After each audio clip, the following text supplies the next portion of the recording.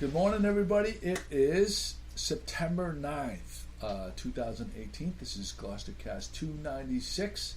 We have a podcast virgin. We have one podcast virgin today, Meg Stratton from Backyard Growers. First time on the podcast, right? Yeah, it is. There you go. She has a couple initiatives that she's going to speak about. Heidi Dallin is here. Today she's wearing her Cape Ann Symphony hat. Yes, I am. My long-lost friends Jimmy and Pat Dalpiaz are here. Good morning, Gloucester. Good morning, Gloucester. When can I expect you? What can I expect from you going forward? Are you going to be here every week and Jimmy isn't? Correct. I'm on the loose. So I look like out. it. I like it. Who knows where you'll find me? Who knows? And Kim Smith is back from her hiatus. Good morning, Her Gloucester. 2-week hiatus. 2-week hiatus, yeah, family. So you should be fresh. Yes, I do. I got a really good night's sleep, too, after a divine Duckworth dinner. So. And the Ooh. nice cool weather. Yeah. Nice good sleeping weather. It's very good It's sleeping really weather, good isn't sleeping it? weather. You're right. Good sleeping weather, but also brutal ragweed weather right now. My allergies Is brutal.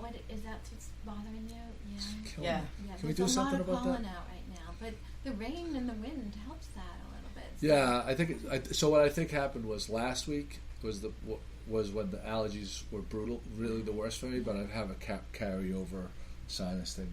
Whatever. No one wants to hear about that. No, allergies are bad. No one. Everybody is suffering. Everyone's suffering. I am right? just like I've had things that never had happened that this year are it's bad. Yeah. Yeah. So We had so much growth because we had such a warm summer with lots of, beautiful weather, Yeah. warm weather, humidity. normally Also, by now everything grow, everyone's grow. grass is completely brown, caca brown, Yeah, and dried out. And this year, I drive around and people still have lush lawns. And at this point of the year, I that's think there's a rare. new color in the Crayola box, Caca Brown. Caca. Pretty Caca. sure. Not Really? caca. Oh, Caca. oh, sorry. Caca. Yeah. Get it Is right. caca is that a regional word? No one says caca I outside have of not heard that our word. area? I've never heard that word either. You never heard of caca? My grandmother used to say that. Caca is like poop. Well, Yes. I figured that out. Then you have heard of it then. No, I've just heard of figured it. out from you. The context The told us. context. Yeah. So Yeah. we're discovering regional things like our speedy sauce is regional to New the York, New Central York, New Birmingham yeah. area. Our roast beef sandwiches are north of Boston.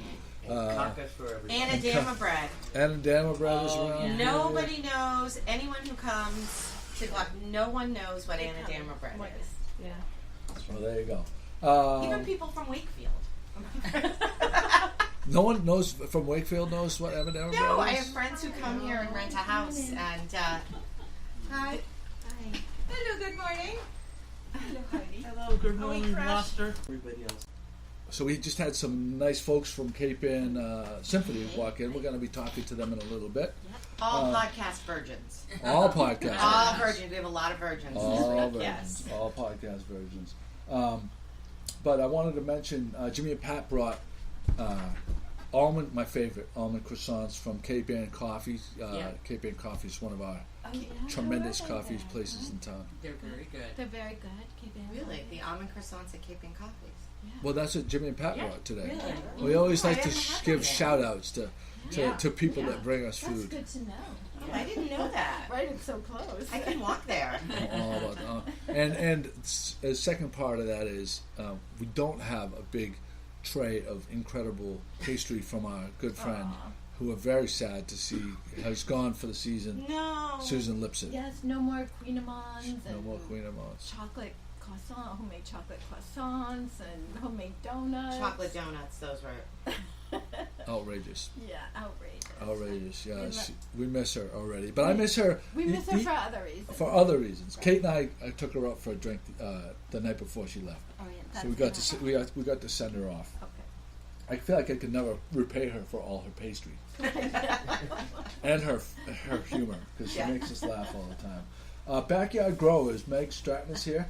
Fall harvest days in the schools. Can you tell us what fall harvest days, what you do in the schools? Yeah, absolutely. So we go in and in the spring, the kids all planted their fall harvest vegetables, and when they get back from the summer, they all get to harvest them. So every K through 5th grade student in the next couple weeks is going to harvest pumpkins and squash, beans, potatoes, carrots, beets, and then the next day they eat them in their cafeteria. Wow. And we're also doing a similar program toward the end of the month with our pre-K and pathway students. And the 6th graders are going to harvest their popcorn that they grow as part of their science program. And on Friday, the 7th graders harvested their first wheat crop ever as part of their social studies program. So that's Fall Harvest Days. And we actually also help a lot of other schools in the North Shore run that program as well. So there's the fall Could component. you plant some barley and then they could do beer? I brew That's for the high myself. school. And it would be so fun. You That's for the high you school missed kids. that. I'm You sorry, missed Heidi. that. She brews it. She grows it herself. She Well, I brews- brew beer myself, but I don't grow my own barley. But I would love to do that because it's actually so educational. But it is a little hard to convince anyone to let us do something like that. For right now, we're sticking with kind of the wheat and the popcorn. It's a little more kid-friendly. That could be like a senior college program. Maybe, yeah. Who takes care of the plants in the summer when school's not in session? Yeah, so the program is designed kind of around that because the agricultural season and the school season are obviously totally opposite. So a lot of the crops can actually just are good. They can survive all summer by themselves. And this summer, like you guys were saying, it's been really growing really well because it's been so beautiful and so much rain.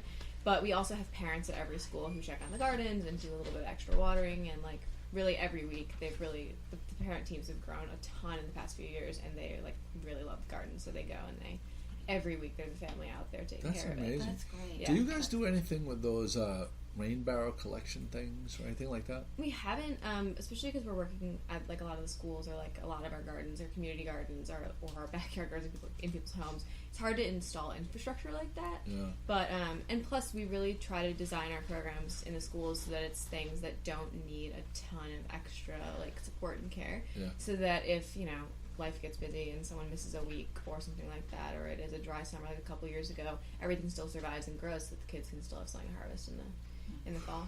And especially school districts with a little bit like less infrastructure built or like personal like school garden teams built, when we work with them we want to make sure that you don't need like someone coming every single day of the summer to make sure it's okay so that the program can still survive. Right. Do you have any That would be personal good. experience with rain barrels? I don't. Not I'm really. obsessed with Laura them. has them. Yeah. Does she? At her, at Beacon Yeah. Street Farm. Laura and Steve have done some rain barrels. I'm just kind of obsessed with them because of the high cost of water around in Yeah. Gloucester. Yeah. And it just seems like something that you could like. I haven't done it, so I'm not saying that. But I'm not very handy either, and I'm not like a big gardener guy. But it just seems like something that would be great to collect. We have them at the school that where my butterfly gardens are, but there's a lot of they grow all their own produce at the school. It's the children's program at Phillips Andover Academy, and we have rain barrels everywhere there, and we use them. So, but I wasn't part of the installation, so Right. yeah. But But- it looks like a very simple setup. Yeah. Very simple. But the question I wonder is, can a couple of rain barrels make a difference? You know what I mean? Oh, Like definitely. when there's a drought, like they're Definitely. it can. Yeah, I mean, you could. I don't think you can, especially during a drought, you couldn't survive solely on just what is collected in the rain barrels. But it's definitely makes a difference, Yeah. and it's really nice water too. Yeah. It's really nice water. There you go. So look at. I mean, you can really see that. Have you noticed the difference? Like Tucker and Elise are now just using the well. They had a well dug last year, and they're just using their well water, and Oh, their really? plants are just. And also, I mean, they do a whole bunch of microbial stuff with their soil, but their plants this year, my gardens with their plants this year were just outstanding, and it's all because they're Well with water. well water. So How much does it cost to dig a well? I wonder. It was expensive. Yeah. Well, for their kind of a thing, especially, right? You also have this the third annual Great Gloucester Grow Down coming up. We do, and that is a really fun event. It's going to be on September 25th from 6:30 to 10:30 at Shorten, Maine. And if you buy a ticket, which you can get online at our website, backyardgrowers.org, you get dinner and cocktails, and then we'll have Phoebe Potts telling some garden stories. Later, there's going to be a karaoke party. Garden stories. Ooh, garden stories. Yeah. And you mentioned moth talking of- about Cedar Rock. Yeah, all the food. Sophie Corser Kellerman now, who's on our board, is working with North Stra Farms to get grains and vegetables donated, so that a lot of the 85%, I think, of the proceeds from the event are going to go back directly into our programs. But so that we're getting food from, obviously, from Alprilla, but also Cedar Rock and Three Sisters and Iron Ox. Where's Three Sisters? That's the first I've heard of that one. That one's in Ipswich. Yeah. Three Sisters Garden, right? They just keep popping up. Yeah. Every year it seems like there's a new one. I know, it's great. It's great. Awesome. It is awesome. Great, isn't it? Yeah. Iron Ox is pretty new too, but they're doing really well. I have a tip for when you go to that, though. Go early, so you can Go where early? go to the shindig early, because Oh, the grow down? because you want to eat all the food that's there. The food is so Yeah, there'll be a lot. Oh, wow. It's not that we'll run out, but you do definitely want to have your You choice wanna of it. It's going to be really delicious. It's amazing. The spread that they put out is, it's just, at the fanciest wedding, you don't see something this Wow, beautiful really? and magnificent. Yeah. How much are the tickets? $100. Yep. And they're on our website. Yeah. Cool. Yeah. Very cool. It goes to a great. And you said 85% goes back to backyard Yeah, growers. because we're having so much. We have so much. People are so supportive and so helpful. So we have like a lot of volunteer support. And Did you guys take over? So your spot that was near Leonardo's. Yeah. On Basic. Did you take over another stall? Another yeah, space? now we have two, and we have we linked them, and we actually just did a big renovation. We had a lot of volunteer support. Talking about volunteers, the other thing we have coming up on Thursday, September 13th, is at just 6 to 6:30. If anyone's interested in volunteering with backyard growers or helping out, there's just like 100 ways to do that. And right at our office, which is actually the newer one, which is 271 Main, right next to Leonardo's. We go to Leonardo's a lot. Our community programs manager Anna will be there talking about just like any way to get involved, and you can check out our brand new furniture, and we're trying to grow up a little They're bit. crushing it. Maybe you should. What does Leonardo's use for fresh vegetables? Maybe we should drop off some of those. I don't know. Wouldn't that be fun? We do have a garden right on the corner there, but all the food goes to the Rose Baker Senior Center. But maybe every once in a I while. love we seeing can that garden. drop some stuff. Yeah. It's a I fun love one. seeing that little garden right there. Any green spaces that you can, in downtown where it's the concrete jungle. Downtown is so much nicer now than it was even 10 years ago. But like those green spaces like that is always great. We have a shortage of trees. That's why it looks like that in certain areas. We have a real shortage of trees. Yeah, well, I hear you. Well, thank you for coming. Is there anything else you wanted to add? I think that's most of what we've going on, at least this month, not to overwhelm people. I mean, our community this gardens month. are like thriving and popping. If you see that garden on the corner of Maine, there's like tomatoes are coming in and the basil's coming in, and we've got everyone's really doing well. We're gonna see like 1,900 kids in the next couple weeks. So Wow, doing a lot of taste tests. that's so, impact. yeah. That is It real is. impact. It really is. I'm loving that you went to the schools and Thank you. using the kids and from, you said pre-K? Or Pre-K through 7th grade now, and the 9th grade. I So mean- we're hitting all of them, and then we have some high school programs as well.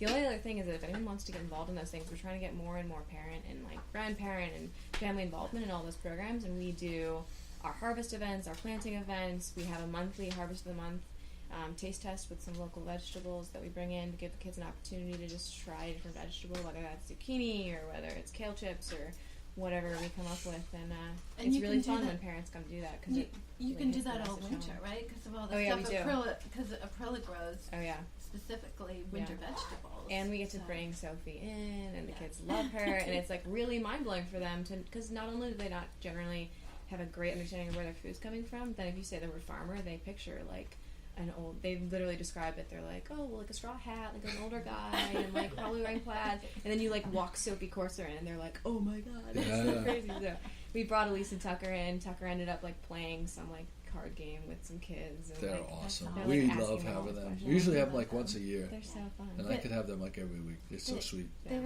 getting married. Next weekend. Yes. Oh, they're not already married? No. Oh, I just thought that they were. Oh no. They seem like an old soul couple. They've been Just, together for a while, I think. yeah, they're really just sweet they're people. really solid. Do you know who the people are? Have we figured out who's doing the pigs? I know that has nothing. Well, it was Saltmarsh.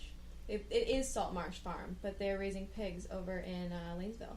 It's Liz and Edgar. Do you know them? I do. All right, can you reach out to them and have them come on the podcast? Yeah, definitely. They would I love want that. them to come on the podcast they're because I'm all about barbecue and stuff, and I want to talk. I want to promote their pig products. Perfect. Yeah, I'm actually going to get brunch with them after this, so I will talk to them. That's awesome. Yeah. So, Good Morning Gloucester at yahoo.com. You got it. You can have them I heard reach out. Oh, I'm so psyched. Well, thank you for coming in, Meg. Yeah, of course. Great to have you. Thanks, sir. So that was really nice of her to come in, and I'm looking forward to talking to the pig people. I love Pig Meg. growers. We love Meg in the background.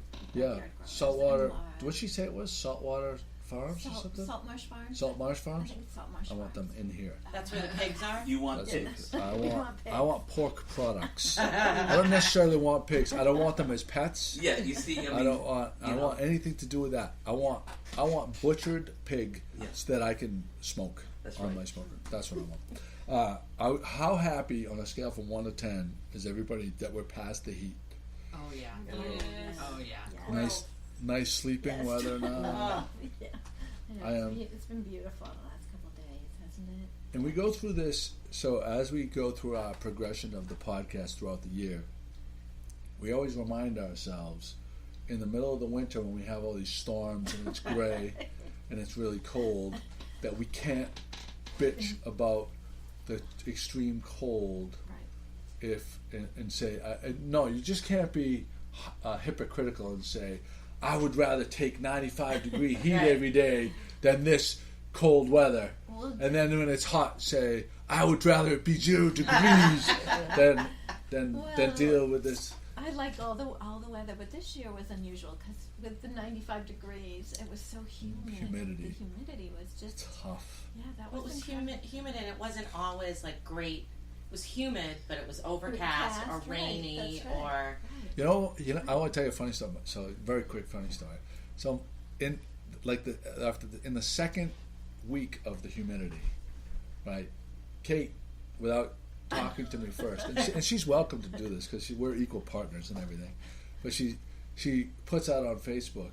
Does anybody know any good air conditioning, contractors?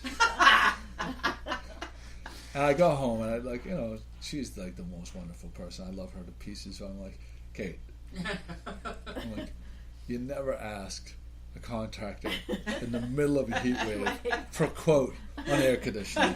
That's like 101. And, so anyway, I thought that was funny.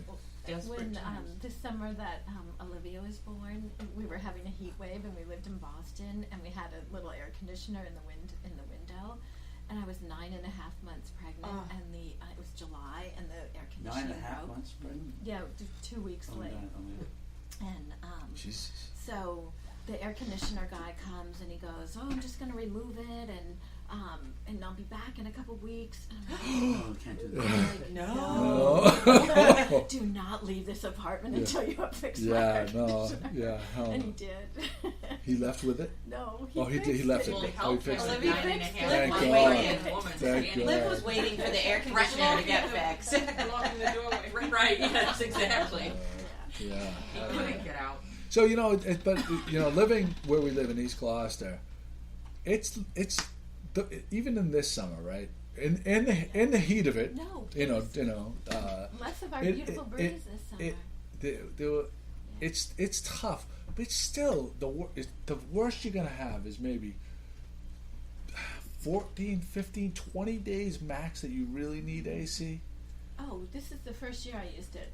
More than Well, one we don't or two have days. AC, but Yeah, like that this you is could the really first year. that you would say. Yeah.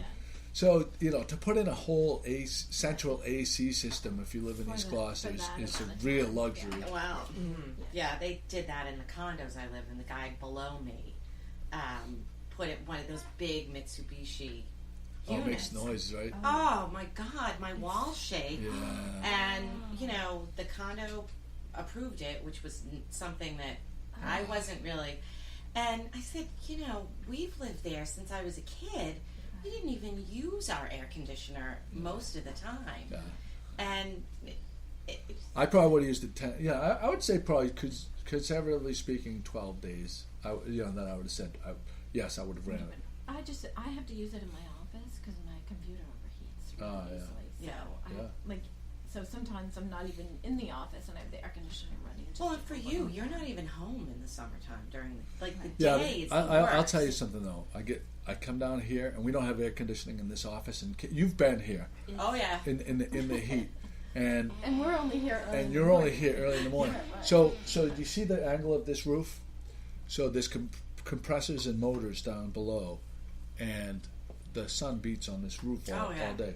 So heat just collects in this particular room, and when I get here in the morning, I literally I contemplate just going down to my underwear, because I have to do about an hour and a half worth of data entry from the day before.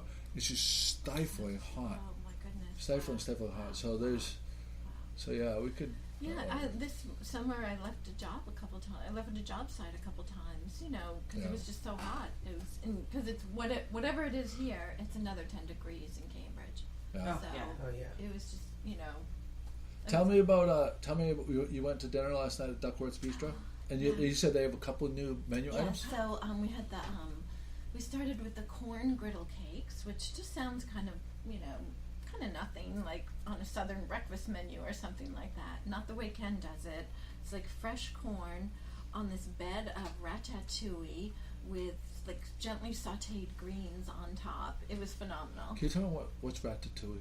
Ratatouille is a French dish which typically has I tomatoes. thought it was stew. Is it a stew? No, it's like it's usually has typically eggplant, tomatoes. They're cooked, but and then they can be served hot or cold. It's Okay. mush. So It's a little eggplant, mushy. tomatoes. So I never knew what was in it. I'm Yeah. glad you asked. It's really Well, good. no, it shouldn't really be mushy. Oh, I just have had bad It's ratatouille. it's more chunky. It's more Sauteed. chunky. Yeah, I can see. Sauteed, and then the tomatoes really soften and give it a nice coating. But eggplant, zucchini, tomatoes, mushrooms, onions, typically in Yeah. ratatouille.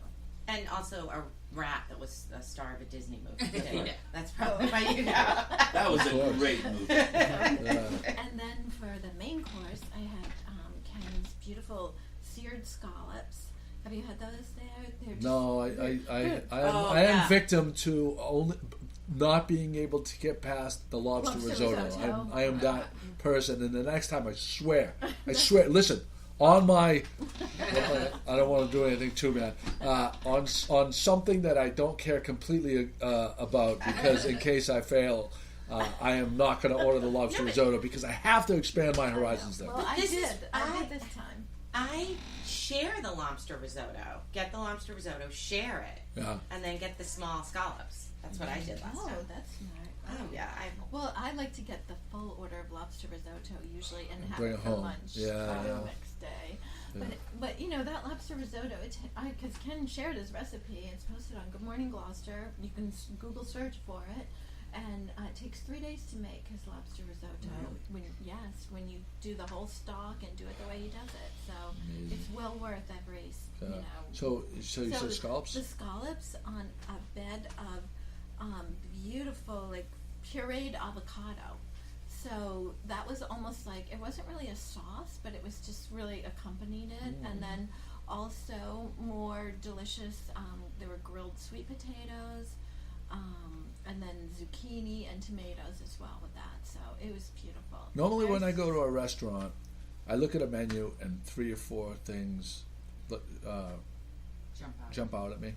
I think that his restaurant is the only restaurant that I feel like you could blindfold me and Right. someone else could make That the is true. selection for me, and That's true. every single thing that comes out of that Yeah. kitchen I would love. It is. Yeah, It's amazing. he is Yeah. just, we're So, so so close. Michelle got us into the bar at 8 o'clock, 2 seats at the bar at 8, which was really nice for Tom's On birthday. a Saturday night? On a Saturday Jesus. night. Wow. You got pull. Yeah. I've got pull, and then and then they gave him a birthday cake, a beautiful slice of banana cake for his birthday, and Michelle and everybody just really took care of us. So it was They're great. great, they're Tom was so happy last night, and then we'll have a family birthday tomorrow night. So Uh, birthday weekend. There you go. Karen Pischke walked in from Dreamtime Wellness. Morning, Gloucester. Nice to see you. Miss you. We haven't been around for a while. I have a question for you. Okay. I saw a thing. I go to this website called Kinja.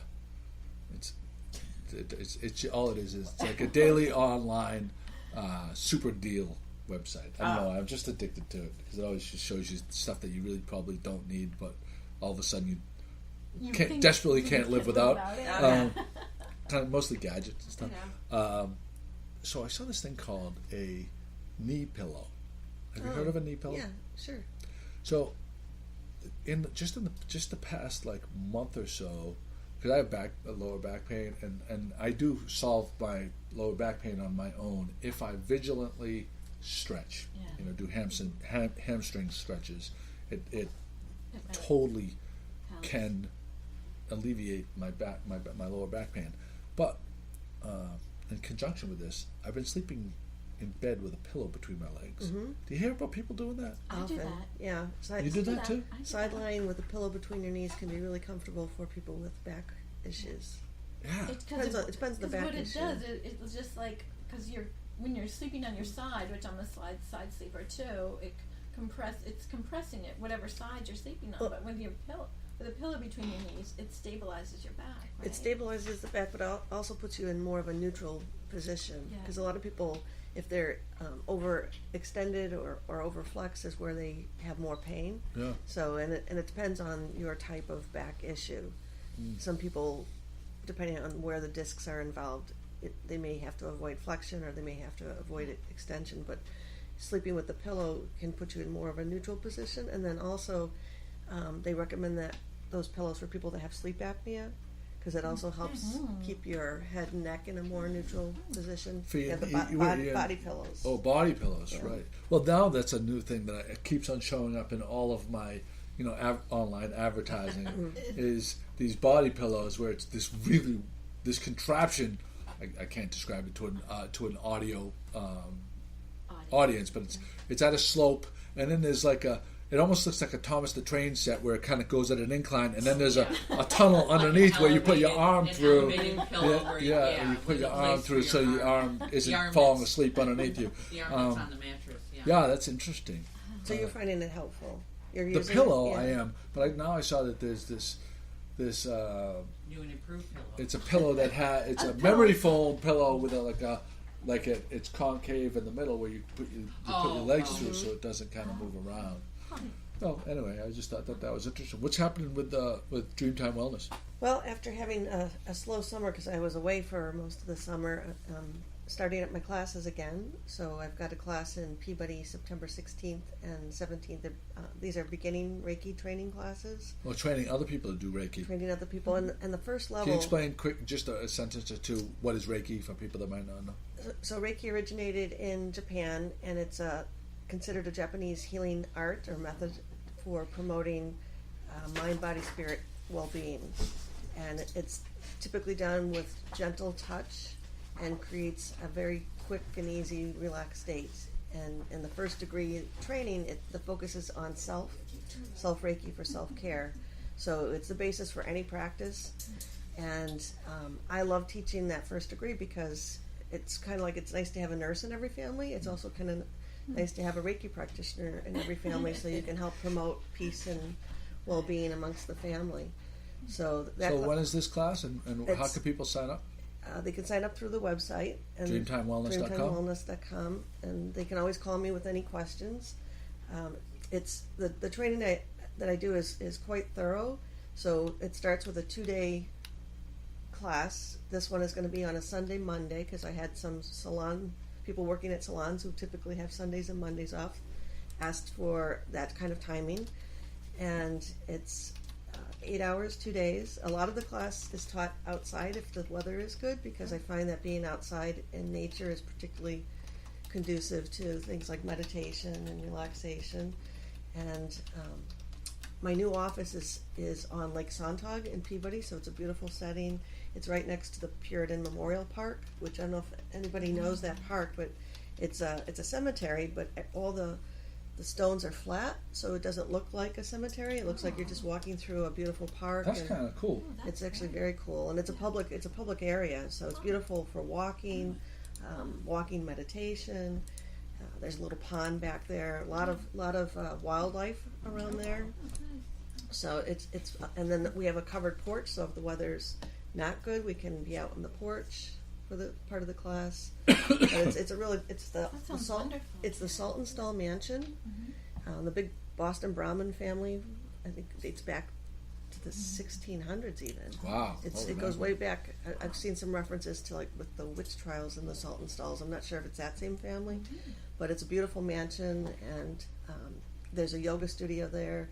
There's a salon that offers facials and massage, so it's kind of a one-stop wellness. And all that center. information you can find on DreamTimeWellness.com. Yes. Awesome. And then, but I'm even more excited. I'm doing a training in Sedona in November 11th through the 18th, 14th through the 18th, and it's a combination again of a beginning Reiki training and also a retreat. And the retreat is open to anybody, particularly Reiki practitioners, but anybody could come for the retreat. And I don't know if people here have been to Sedona, but it's amazingly beautiful. My dad, bless his soul, back right when he had been retired for probably about 10 years, maybe about 7 years. Anyway, they'd been going. My grandfather, Captain Joe, had gone to Naples, since the 60s when it was just all farmers and stuff and beach. And he had gone to Naples. He was happy in Naples. He was doing great things. One year he came back. He had it in his head. He was gonna go to Sedona, and he's going to retire in Sedona. I'm like, what the fuck? What are you talking about? Who goes to Sedona? Like, you're from the East Coast. Yeah. There's no ocean. He goes, well, it's the perfect climate for pain. You go there, the air is clean, everything is healthy, and you just live a long, healthy life, and it doesn't cost much, and this, that, and the other. I'm like, you are out of your fucking mind. What are you talking about? We are beach, Naples, Florida people. We go to the beach, and that's what we do. We don't go away from the ocean. Sedona. So he talked, but he was the kind of guy that, he worked really hard, but he talked about a lot of different ideas that, never. Did he ever get to go? No. He was also going to take my mother to Italy for 10 years, and then got Alzheimer's and never got to take my mother to Italy. But millions of years ago, Sedona was underwater. They show you the rock formations there were all underwater at one point. Millions of years ago does not have anything to do with real life of what we are doing right now. So anyway, so that's interesting, and people again can get information at DreamTimeWellness.com. Kim, you had yesterday you had your children's program, which turned out to be more of an adult program. It was children's and at adult Cape Ann Museum. program. Yeah, so we had tons of kids, and they were super engaged with all the caterpillars and the plants, and I was very lucky to get some caterpillars from my friend Jan Crandall out on Eastern Point, because all my 19 little siblings had pupated in one day. Yeah, we saw the post that you did. Wow. And it was amazing. You did that little Instagram video where you went from the top to the bottom of that plant, and it was like every leaf had a chrysalis, and they were kind of in process at the same time. It was wild. It was wild. Yeah. So I'm hoping that they all the butterflies emerge on the same day. But anyways, could you set up I'm sorry, I don't mean to interrupt you, but I think this would be interesting. Can you set up a time lapse of the all focused on that yes, thing for the day once they start? And wouldn't that be cool? Wouldn't that be cool? Yeah. Sorry, go ahead. No, I've done that with singular ones, but that'd be wild. Right, that would be wild. So Courtney Richardson, who directs the children's programs there, she was super helpful, wonderful. They had this. They were smart enough to set up a tablecloth with oilcloth tablecloth, because the caterpillars were pooping everywhere, and the kids love that. You know what I mean? What's caterpillar poop? So, but then so we showed a trailer, and then first we had kids' activities. We showed the trailer to my film, and then I gave a little spontaneous lecture to the adults because there were a lot of adults just sitting in the chairs waiting for a lecture to take place. So even though it was advertised for kids, so it was fun. It was really fun. So instead of doing the whole conservation lecture, I just did the middle life, the life story of the cat. So I didn't want to bore the kids too. Yeah, that's nice. And talk about the pesticides with the kids and stuff like that. Right. So, So we focused on that, and it was 2 hours, and people were staying afterwards, wanting lots of curiosity. You've developed an incredible following. Like people that just all pushed all in with these programs that you're doing. It was so big that they had to move it, right? You said they went to the auditorium. Yeah, they went to the auditorium. So many people. Yeah. So That's pretty good. Yeah. Jimmy and Pat, you guys went to the new owners. Has anything changed at Pier 23? Pier Now 23 that's new on the looks new. pretty much exactly the same on the inside as just it did the the last flag on the time. outside that says open. I mean, Yeah. that's the new. So what you ordered Very was it similar. basically the same kind of? Well, we went and we did not order burgers. I don't know who goes there and doesn't order burgers, but we did not. Well, I've had wraps there. We got and wraps. they were tremendous. We each got they were tremendous. they were stuffed Yeah. full. Now I'm not going to be able to compete with the Duckworth's description, because I'm not the same kind of foodie. But the wraps were stuffed. We each got a different kind of wrap. They had what looked like homemade potato chips served with it.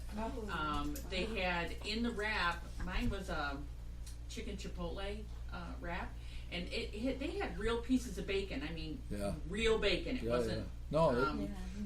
So I think that so my guess from your description is because those other guys, the Greek guys that had it before, were doing a fantastic job. It sounds like these new people basically took the same type of recipes or the same are putting out the same excellent food that it was known and it was a pretty for before. steady. There was pretty steady flow of customers there. That's great. Older people, younger people. When did it change hands? When? About It been about either a month or two I was ago. going to say a month. Okay. Maybe 2 months. They- All right. The whole back page is all their burgers, and they have one that caught my eye, but you got to really have a big stomach for that one. It says no bun, and it's all a this chicken one chicken that you- and the burger and the bacon and everything. Is it That's the one I chicken always and get. waffle one? Yes. No. But No. that's a different one. But the one I always get is the chicken. It's blue cheese, chicken, Yes. and burger, and it is Yeah. Oh my the Blue Zone. It's called I the think Blue there's Zone like- burger, and I it think was there's amazing. like 14 burgers. The on lamb, back the page. lamb burger was really good. They The still lamb had, burgers there. That's That I was used to there. get that. Well, I sent a bunch of my friends that were staying here. They were staying in East Gloucester, so we had a lot of kids. It was like 20 people. So I'm like, go, you'll find something at Pier 23. And they said that it was new ownership. New ownership, And but same excellent It burgers. seems to be the So same. Yeah. because I was hoping because I thought I was scared when they were closing because I really liked the burgers there and the wraps. Everything that I got there Yeah. was outstanding. So when they had new owners, it was like, geez, I hope they keep it the same way because it was It really feels good. the same. To me, it felt the same. Yeah. It looks the same. Yeah, Um, I went with to. just a little bit of new energy, maybe. Well, that's good. The owners came out. The owner came out and like came over to my friend's table. The and- new owners or the Yeah, the older? new okay. owners came out and Are they said, Greeks too or no? I didn't get. I was Okay. not there. So I said, "Did you enjoy your meal?" And we're new, and they That should all be- got different things. They enjoyed it. It's fantastic. Yeah. I wish they would extend their hours because, like, I don't usually go out for breakfast or lunch, and so Yeah. we would eat there more frequently if they. Yeah. Maybe the new owners will do that, like Yeah. to dinner time. Well, Hard to they're get open rid- at dinner. What do you mean they're not open at dinner? Not every night though. I think I Monday. think and like Tuesday. a certain early. Yeah, Monday and yeah. Tuesday. Yeah, yeah. I gotta tell you something. I went into Trio the other day with Kate, and I love their patio. I talked about it a couple times, but I really hadn't been into the bar area. That bar area is stunning. The job that Dio Braga did inside there, I can't even imagine how much money he spent. But to watch a football game, he has 4 gorgeous big televisions. This huge granite bar, polished, and every kind of booze and beer on draft. Yeah. They're doing good things there, Yeah, but they are. it doesn't seem busy. So I think people gotta give that place a shot. The Minky Whale. I want to talk about the Minky Whale. The Minky Whale. Oh, that So was cute. that was. So I just have to say I never got to see it. So when Al called me, and then Al had.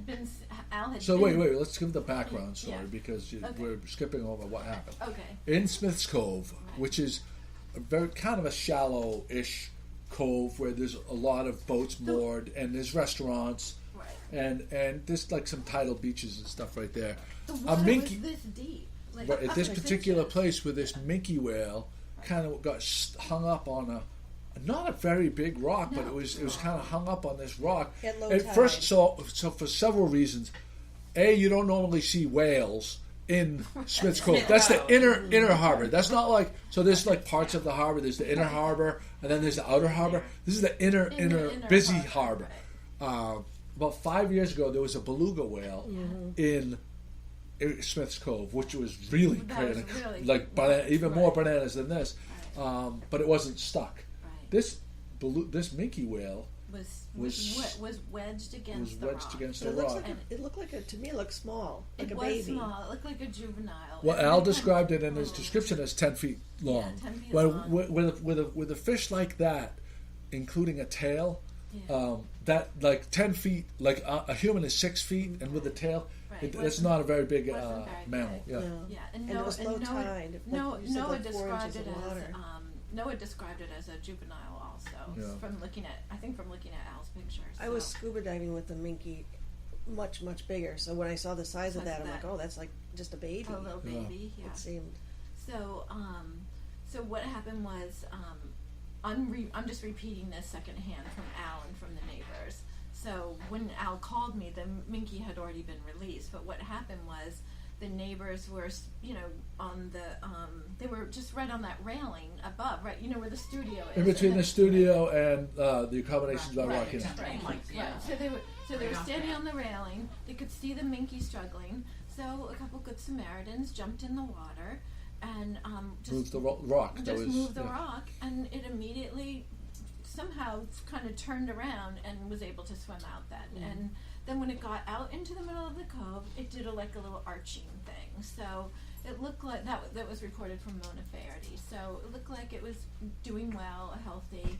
Nobody could find it afterwards. It hasn't washed up in the places where things washed up. Yeah. The NOAA people, Ainsley Smith, and then the officer and the dog officer control taken went out in a little harbor master boat and toured around the harbor and couldn't find it.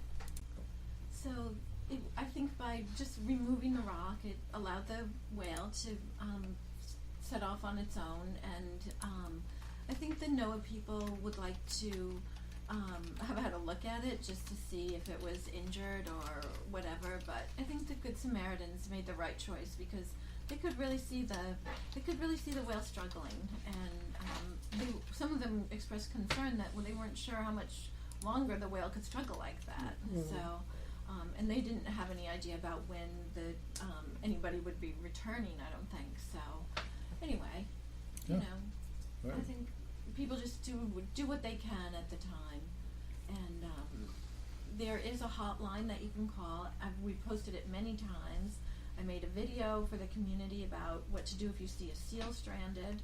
So there's lots of information out there what to do, because so far this year there have been almost 600 alive and dead seals washed up on shores from Maine to Massachusetts. Mostly Cape Cod, and edge of Cape Cod, right? Yeah, well, There's a lot of sharks down there, and there's a lot of sharks. and but what they say, they're very diseased.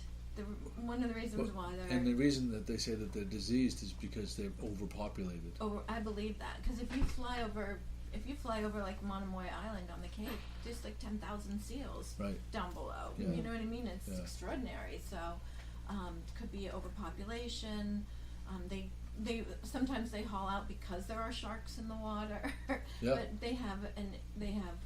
they're dying from avian flu and then also seal distemper. So those two things are what is mostly causing them to die. So there's a lot of information available on what to do with a stranded marine animal. There you And go. Ainsley Smith, our friend from Clean City, Gloucester, is the new coordinator, or she's the temporary or new, I'm not really sure, marine stranded animal coordinator. Cool. We want to give a shout out to Patty from Two Sisters. We just saw that her last days. Well, I guess she's going to be staying on for a little bit to help new owners, and we'd like to welcome the new owners at Two Sisters Coffee Shop on Washington Street, right across from the Joan of Arc statue. Longtime staple, tremendous breakfast. One of many tremendous breakfast places in Gloucester. Eggs Florentine. Yeah. Fish cakes. Yeah, great stuff there. But I guess the women that have been working in the kitchen there are staying on. There's just that's new awesome. owners, and Patty will be there to see that it's a smooth transition. So we should all go. So they're going to be back open at the end of the month? I think, I'm not sure that they're cool. End of September. End of Yeah, they said September. it was closed. Okay, Yeah. I'm going to read it so we don't mess it up. Two Sisters Coffee Shop will be closed until the end of September. Please come in and see all of the new changes and meet the new owner. As for myself, I'm assuming this is Patty's writing this. I will be staying on for a short time during the transition. All of the ladies in the kitchen will be staying on. Come by and welcome Maura and Chris into your family as you have done for me over the years. Thank you to all who have and will continue to support this business. Love to all of you. And I'm guessing that's Patty. Very sweet. Very, very sweet. Yeah, and the food there is fantastic. We'll have to make a point of doing a Good Morning Gloucester breakfast over there. Right. Going with Well, a that's ton kind of of people. that's my routine when I come here. You normally go there? I come here and then I go and I get takeout and bring breakfast home to my mom. You know what would be awesome if you went there before you came here. Oh! You brought me some goodies. Oh, okay. Really awesome. All right. I like All that right. idea Okay. I'll see about that. Neglect your dear mother in favor of Don't worry about Joan. Bring her home cold fish cakes, 2 hours old. Joan, that's all right. Cold fish Joey needs them. That's right. That's right. Pat and Jimmy, you went to the Mother of Grace Club. Well, You we- stumbled upon it. We stumbled upon yesterday's procession and celebration in the street. We had no idea what was going on, but clearly something was going on. I imagine to an outsider, and you guys are relatively new to Gloucester, like to drive by there when they have all the doors open and the lights and the altar And and, all the the stringed lights and the The banners gold coming and out. the beautiful. People would scratch their head, right? Yeah, The street was blocked off. The police had the street blocked Yeah. off. Yeah, they That was do the that first like one. twice a year. They had a One block. procession, and there's an Italian American band there, and so Oh. I went over Sorry, I to the missed lady who was in the lead car, and the driver in the lead car told me it was the Grand Marshal, and this older lady was sitting in a chair, so I'm trying to find out what's going on because I don't know. And they're all speaking Italian. Italian is not my first language. No, really? It's not even Brian my O'Brien? fifth or No? sixth language. So she's trying to talk, and I have no idea what she's saying. I don't really understand what she's saying. So I go over to another lady. She's selling raffle tickets, and I'm like, "Wait, so what's going on here?" And it's all Fiesta, Mother, and I said to Jim, "Well, I bought these tickets, but I think I just sold my first grandchild. I'm not really sure what's happening over there." But it was very sweet. It was small, but it was very. I loved that they were throwing the confetti out Yeah. the windows. Yes. The Yeah, band was playing. yeah. Then the older ladies, when the band stopped, the older ladies They were started singing, all yeah, and they had their songs, confetti, and I was loving it. But I was You know, following the that's a band. good I place saw the to- band, and I went right to it. That's a good place to stand during St. Peter's Fiesta because they throw confetti out the window. There Oh and yeah, so on. that's a good yeah, place yeah. to So it stand. was very enlightening for me to see that kind of small neighborhood type of event going on, annual event from what I can gather. I think they do it a couple times a year, too. And it was their time, so I was just Nice. very appreciative And of where was their the time in Italian the all celebration. during all this? He's guarding the car. I you was know, standing in down the back street. watching the whole thing. That's all I was doing. So there's a great post that Yes, I found it. Yeah, Virginia McKinnon Yeah. had done. And great stories. Yeah, of that. with yeah, my it's on the great Good Morning Gloucester blog.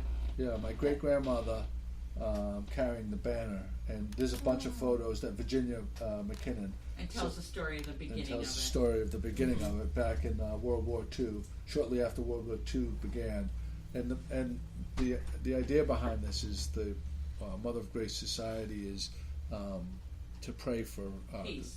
That's peace the motto. Pray for and, peace. and you know safety of the I military. remember that military post. that are overseas. I remember that post. Yeah. It was very beautiful. It was a beautiful post. Virginia McKinnon submits tremendous stories and remembrances from Right, and beautiful. long And the time photos ago. are beautiful. She's like the equivalent of like the Ron Gilson, you know, that has these vivid memories and is recording stuff and thankfully God bless them, yeah. submitting it to us Right. to share for future And generations. also, I think she's always honing her writing skills. She's a member of the Gloucester Writers Association and Yeah. participates in the storytelling that goes on there as well. Yeah. Pat, you did the James Eve Photoshop class. I did. I had So James offers this class, but a lot of people James don't know. offers some classes in Photoshop. He's transitioning from, I think what he's transitioning from is offering them in 3 different sessions to kind of combining it into one long session.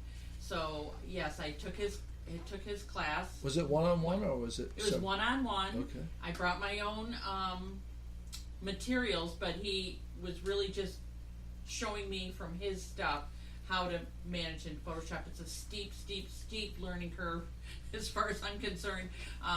But I'm hoping that I can at least tackle it and play with it. And part of the service, part of taking the class includes that he will take images that I've processed in Photoshop and bring them to him and look at them and make recommendations on how they might be made better to his eye. So that was I had quite a bit of photography print made there recently as well. So I learned a lot just from watching him work on my images, and then I took the course, and hopefully I'll be able to improve.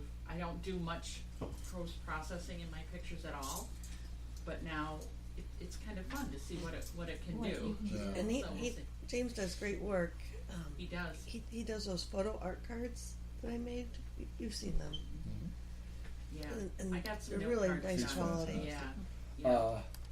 We have been graced with how many virgins here? 3 virgins. three virgins from Cape Am Symphony.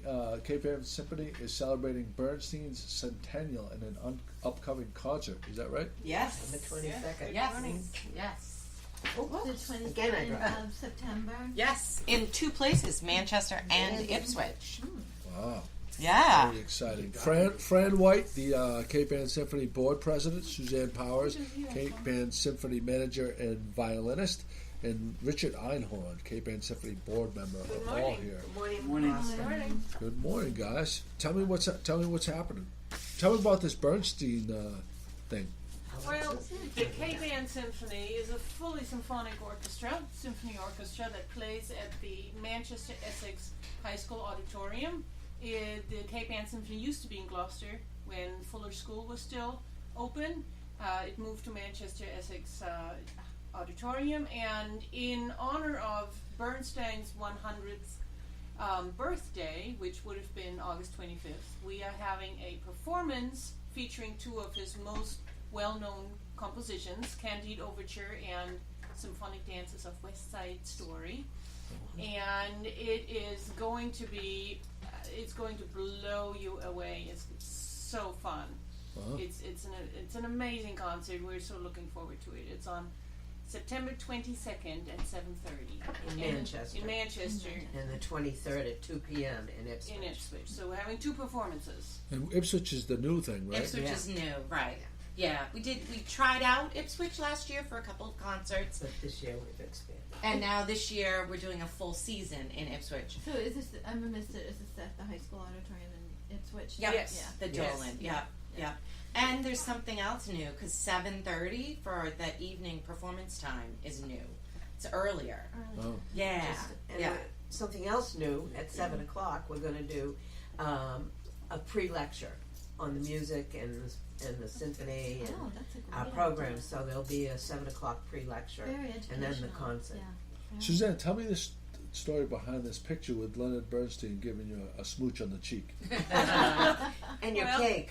And the cake, that's right. So yes, there is a lovely picture. I was 18 in the picture, and I was playing violin in his orchestra in Germany. He was instrumental in starting a music festival in Germany. This is back in the late 80s. And it was his birthday in late August, and I was a violinist, and he loved all his students. But I did not know, I wanted to give him something for his birthday, and I have nothing at 18. It was, before credit card. And I baked him a cake. Oh my God. In the shape of a chicken. And I don't know why I baked him a cake in the shape of a chicken. It seemed like a good idea at the time. And so there he is, and I'm trying to get close to him. He was surrounded by a lot of people, and he sees me, and he recognized me from the orchestra, and he waves me over, and there I am holding this chicken cake. And he just loved it so much. He pulled me close, kissed me, ripped the head off the chicken and stuffed it in my mouth. Yes, he did. And it was really cute. And That's fantastic. yeah, that's fun. Somebody snapped the picture right then. Wow, what a Perfect. great moment. Oh my Great Chicken story. cake, I know. Fran, tell me what's new is from your perspective with the symphony. Well, I think it's amazing that we have such a great professional symphony in Cape Ann, and I think it's sort of a hidden treasure, and we're trying to really get more and more attention. We've expanded our season. We have a fabulous orchestra. Our director is amazing. Maestro Yuichi is just amazing. And we're trying to better reach the community by doing more education. We do have a youth symphony as well, a youth education program as well. And now we're going to do pre-concert lectures. So we also have a new program for a fellowship. Oh yeah, that's fun. Yeah. Yeah. Yeah. So we are sponsoring, and I'll never get his name right, Michael Coelho. And Michael is director of music orchestras at Ipswich, and he will be a fellowship to the orchestra and will conduct certain pieces under Yuichi. Who finances the Cape Ann Symphony? Everybody, we hope. Yes. Sell tickets. Yeah, tickets cover about a third of our cost, and the rest is we look for donations. Donations, sponsorships. Anything we can get. Advertisements. Who are your main sponsors? I like to give shout outs to the people that Well, the people that give a lot of money. Definitely, Yeah, yes. so New England Biolabs has always been a sponsor. Cape Yep. Ann Savings. Cape Ann Savings Bank is our There's biggest been sponsor. Applied Materials has helped us Yeah, the Hope and Lisa team at is Caldwell. Yep, at Caldwell Banker. Um, Cape Ann Realty, Marketplace Realty, Cape Ann Marketplace Realty. So a lot of businesses, real estate agencies, banks, institution for savings. Yeah. So That's very fantastic. generous businesses. Yeah, it's nice to give shout You outs. stated that your season's extending. Yes. Well, we've extended it to include Ipswich, so we will. Our first concert's in September, and then we'll have a Christmas series in November, and then we have concerts in March and May. That Christmas series must be really nice for. It's beautiful, For, and it's a very different concert. It's very family oriented. Not that all our concerts aren't family oriented, but I think the Christmas concert really attracts a lot of kids and families as well. is It's that the the first holiday? one Is that the holiday pops one? Yeah, Holiday yeah. Pop. November That's the first one 24th. that sells out. Yeah. Oh yeah, Yeah. I can And imagine. we're doing that in Ipswich this year as well. And Wendy Betts from Rockport Does is the the concert. one who is the director of the chorus, the Cape Ann Symphony Chorus, who performs with the orchestra. Oh So- wow. And Yeah, this year we're so going to it's have It's students big. perform. Yep. So this will be the first year we'll have choral students perform during the program as well. Mm. So we're trying to bring in more of the youth and include more students and Connect with the connect with community. the And choral community. students from Ipswich or from Gloucester? From Manchester. Manchester and Ipswich Oh. for now, yeah. So, the Cape Ann Symphony Chorus is by audition for volunteers and amateurs, and Wendy Betts is still holding auditions. If you feel like You want to sing in the Holiday Pops I'm concert? tone deaf. You don't want me to do There you go. all my high school musicals, I was always the tree in the background. Maybe you can play the triangle. Yeah. We Always need the a tree tree. in the Holiday Pops. You can do I could do the it. tree. I could do the tree. Yeah. Yeah. So I have a question for you. So, Yeah. I'm sure I could just Google it, but I'm just thinking of it while we're talking. But didn't Prokiev do Peter and the Wolf? Yes. Was that? Yes. Oh. Yes, That we're is- doing that next January You again. are- That was that was my first album when I was 5. Yeah. Oh, I'm Do you narrating think Charlotte it. will be old enough to bring for that? Well, she'll be 15 months. What do you No, think? I probably think that's not. Yeah, a too little bit. little. Maybe the following. She came to my Monarch program yesterday, and she lasted about 2 whole minutes. But the symphony is great for a family because it's very affordable. The It pricing. Yeah. It's very, very For- Yeah, for you what know, you to- get, it's a great And evening. this year we have 2 subscription offices where you could buy either 3 programs or 4 programs. We've always had 4 program subscriptions, and this year we're offering an alternative, and you can either choose 3 or 4, and of course you can always buy single tickets. I'm loving that you're bringing the kids involved too, because Yeah, it's so great for the kids to see. Oh, I don't want to call it the end product, but if they're going through high school and they're going through all the performances with their directors, now look where you now could try and go through, and it's in your area. it is. Yeah. Jimmy was a band teacher for how many years, Jimmy? 34 years Where were you been? Bravo. over in New York. Oh, Oh, okay. fantastic. Well, this is something. So this It speaks is- to him for sure. Yeah. Exactly. I mean, Jimmy, have you been to Cape Ann Symphony before? I've not been to one of their concerts. We'll look for we you hope in you 2 will. weeks. We That's just- right. They just moved here. we just see. We always played. Oh, now thanks, George. Would you Now like- You're all handing I bet me you- one and think that. No. Jimmy, I'll be back I bet you Heidi Yeah. could get you some tickets. I could. Yeah, we welcome we you. would come in for a month and stay a little bit. We've been doing it for a while, and now we're kind of making this home. We call it Yeah. home. Wonderful. So we're catching up to all these different Good. things. Oh, And we trust need me, people like you. and Heidi knows it. It's on my radar because Good. I've been coming over Good. to the theater and I've been watching the kids Yeah. all the stuff, and now I hear this today, and trust me, Good. Well, this is Yeah. something that was so special about Bernstein. Even though we all revered him, he did make you feel like an equal, even though you were 18 years old. But, you know, he just looked at you, and you and him were going after the same goal at that moment. And we want to be that in our communities, where the kids who practice their instruments daily, you know, they need professionals to come alongside and say, hey kid, you're doing great. You and I, we're doing this together. Yeah. And so this is our goal this year, to just have a bigger presence in the community, to invite the families, the children with their parents to experience the music firsthand and break down the barrier of classical music being, you know, a highbrow thing. It really isn't. It's Speaks to everyone. And it's the foundation of all music. You can Yeah. listen to movies, and you can listen What are you to. talking about? I thought rap was. But if, you know, you can hear music, classical music, in so many things you listen to, and you're not even aware of it. Yeah. And it's great to have this in our community rather than, you know, and have the ability to bring this to the community. It's a professional orchestra. They just are amazing. Another feather in the cap of why you want to live here. It's true. Right. It's true. Yeah. Richard We are is so new on our lucky. board, and he Sure. was saying how amazing he thinks the music, and he's an amateur musician Yeah, as I well. went to my first concert last spring, and I was astounded how good the orchestra was. I thought they were amateur because I played with amateur orchestras before. Then I found that they're professionals. Oh, that's why they're so good. To have that great orchestra in Manchester or Gloucester is amazing. I'm looking at the program here, and the ticket prices.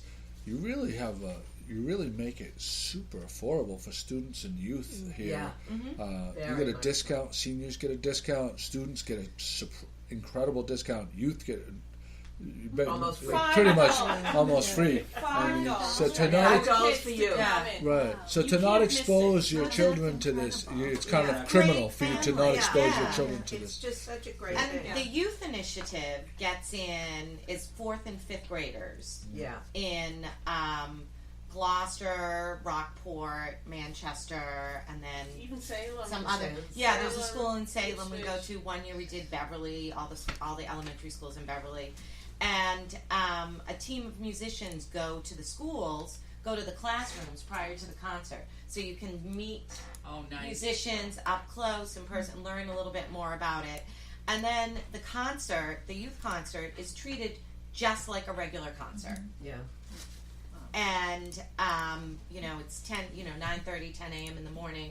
The kids get programs. They have ushers. The orchestra's in full dress, and it's just like a regular concert. So the kids are getting, and it's great. Then if they want to come to one of the season concerts, it's affordable. A whole family can Right, a go whole and family do can this, Yeah. and you can come early for the pre-concert lecture and learn about it. And Yoichi Utagawa, who's the music director, the conductor, he has been. Nice for- job with the name right there. Yeah. I would butcher the shit out of that. That's why I'll say it. But he has been here since 99, 2000. It's going to be 20 years. Yeah, and because He Yoichi is amazing. That's a long time. and he's just such he's a lovely. You talk about Leonard Bernstein and him making everybody feel like you're working towards a common goal, and being Yoichi is the same way. He's just a lovely human being, and he really makes music accessible. And he'll stop in a concert and talk about a piece and That's let nice. people know what's happening and give it. And if people start clapping in between movements or something, he's like, "That's fine. That's fine." It's not the formal that you find, and I think that's good because it makes people feel very comfortable. Right. And It makes it far more accessible. It does. Yeah. It's a great evening or afternoon. We're having a great time. I can't Yeah. believe Really the do. prices. Yeah. I mean, like, Yeah. you can't go anywhere. And in Yoichi Boston also for those kind of prices. has a ton of friends who all play with the BSO and who are all amazing. So I mean, and in May we have Lucy Lynn and Owen Young, which they are both members of the Boston Pops, the long-time members, And they'll be playing it on May. and they'll be playing with us, and they play with Cape Ann Symphony on a regular basis. So think how much a ticket to the BSO is. Yeah. Think how much it is to go to Tanglewood. And think of how hard it Over is to get to $100. Boston Thank when you. the symphony is playing. I mean, I was a To season get to ticket Boston holder and in pay for Boston. parking. Yep. No, the cost of parking is going to cost you more than it's going to cost for your, for your Yep. ticket here. Yep. So And then we're gonna end locally Rob Bradshaw, who I will bring in here. Our local composer, Rob Bradshaw, East Gloucester guy, right? East Gloucester. Yep. And The Shire. and he, the symphony is doing one of his pieces in March, based off the wreck of the Hesperus. So, it really is. It's a great meld of using all the amazing talent we have here on Cape Ann with somebody like Rob, and then bringing the Boston, bringing in the Boston superstars at those prices. That's fantastic. Thank you guys for coming in. I appreciate you welcome. being Yeah. there. Heidi, you want to talk about the Cape Ann, the youth acting workshop? Yes, Okay. we're starting classes next week. All right. September 14th and 15th. Okay. We start the new session, and we have a new advanced teen class. Is for- that, did I put that flyer up last night, or is that might be? If that's scheduled to go, Joey. for 14 Okay, and I'll up, Okay. and we're going to be learning stage combat from a cast member of Remember To Kill a Mockingbird last year? I think that was Tom's favorite thing when he was a kid, was doing Well, stage I see, yeah. combating stuff. We're going to learn stage combat. We're going to learn commedia dell'arte. Wow. Yes, Wow. do you even know what that is? You got to come to class to find out. It was acting with masks and the whole, Yes, before Shakespeare was commedia dell'arte, what theater's based on, and then we're going to be learning Shakespeare, Wow. and we're getting ready for Holiday Delights. Ooh, baby. Ooh. So if somebody Okay, is dying to be on stage in Holiday Delights, this is when you have to do it. Okay. You Oh have yeah, to because take you class. can't just Right. you don't just show up a week before it's going to happen. You actually have to show up for rehearsal. Right. Well, and you actually have to be trained before you go. Right. So You have to be trained. That's why, in order to be in Holiday Delights, you have to take classes. Right. So, Logical. Yeah, it is kind of logical. It's logical. Yes. So yes. Kim has a post going up this evening, and we'll have a link to Link that to that. if anybody wants more information on how to sign their children up. Yep, this is the time. It's going to be fun. There you It's go. going to be great. That's Yeah. Tell We you should what, have a Joey, great I love season, that we I'm had sure. the backyard growers doing some things with the kids. Look at everything the Cape Ann Symphony's doing, and now we know already what's doing so well with the acting here. This is a great thing that we're giving kids and for the community to just get more involved with things. And now your program over here with maybe that's something that The they kids- could learn into. I love teaching kids, and you teach children anything at a young age. Right. It's their gift for life. Yeah. You know. So good morning, Gloucester. We opened up another door for a lot. Oh, of maybe people we'll have today. to have you come in sometime and do a little mini I for would the love kids. to. Yeah. That would be great. Yeah, things are happening. Kim, give us a Monarch update. So we're having tons of, everybody's been seeing lots and lots of monarchs this summer, and it has to do with the long growing season. And then there's even eggs on plants right now. So I think we're going to have, a little bit later migration than we did last year, maybe not as late. But I just want to remind everybody, keep your plants going, keep your garden going, because we are going to have a migration this year. When will you post up to try to get that huge, like the big wave of? Do you have an idea when you're looking to? You know what? It's so hard to know. Like I just start. Like right now, I'm already starting to look every day and on my locations. You know what I mean? Yeah. Like it wouldn't. But When is it usually? Between what time? It's usually the third week in September to the second week in October. Wow. And it usually falls somewhere. And you're in that predicting a range. little bit on the later side. A of that. little bit on the because we're just still having eggs and chrysalises. I mean eggs and caterpillars right now. Right. So it still takes another month from that. Right. So that's Well, why there I'm you go. thinking. Maybe the first week of October. Yeah, maybe we'll have more. Maybe we'll have because last year we had like waves. We didn't have like the huge cluster. We just had this continuous wave of monarchs coming in. So, but everybody keep up their gardens. So there'll be lots of nectar plants for the monarchs when they arrive. Milkweed. Well, milkweed is good for when they arrive in July and August. But now you want to have lots of asters and things in your garden because the asters are what feeds them, and they're not interested in laying eggs on milkweed at this time of year. They're building up their fat reserves for the journey. They lose at least a third of their body weight by the time they get to Mexico. So they want to. Yeah, but they don't fly continuously to Mexico. Isn't there three lifespans before they get to Mexico? No, it's 3 or 4 that come north. On one to go down? And it's only one butterfly that goes all the way to Mexico. So But it's 3 cycles to get back up it's here. 3, 4, 5 to come northward, and one butterfly travels at least 2,500 miles. Depends where they're coming from. Could be up to 3,000 miles. Goes all the way to Mexico. Is it downhill? Sleeps through the winter. Well, you know what's interesting? This time of year let we. me finish that. I'm so sorry. sleeps through the winter, wakes up 7 months later or 6 months later, and then that same butterfly flies another 1,000 miles north. People don't know this. Flies another 1,000 miles north to the first holdover position in Texas, where they start laying eggs of the next generation. So that butterfly is really traveling more like 3,500 miles, not 2,500 miles. So if you think about this, the prevailing winds in the fall when the butterflies go south are northeast winds. Right. So they're getting helped with They're that getting on helped, the right. northeast winds. Right. And then in the spring or in the summer, whatever, when they come, the prevailing winds are southwest. Right? So they don't. Butterflies do not flap What? their wings. Monarchs do not flap their wings all the way to Mexico. They're not like a bird that's flapping its wings. It's completely taking advantage of the winds. So when it's suppose there's a headwind, then it'll stop and stay. So one year in 2006, we had an extraordinary migration on Cape Ann because the butterflies just kept coming. But then they couldn't leave because of the wind. So they're piling up. So they were just piling up piling up, and we had like tens of thousands of. But that was in 2006, and there's been several good. Yeah, there's been several good years subsequently, but other years we have hardly any, and that's because I think that's partly because the winds. The population is also plummeting, but it also has to do a lot with the prevailing winds. You mentioned 2 different kinds of milkweed on your post: common milkweed and marsh milkweed. So do you want both, or is one? I plant both. Common milkweed is what you see growing everywhere in dunes, cracks of sidewalks, meadows, and that spreads very rapidly through seeds and underground rhizomes. Marsh milkweed is the one you might want to plant in your garden, even though I plant both.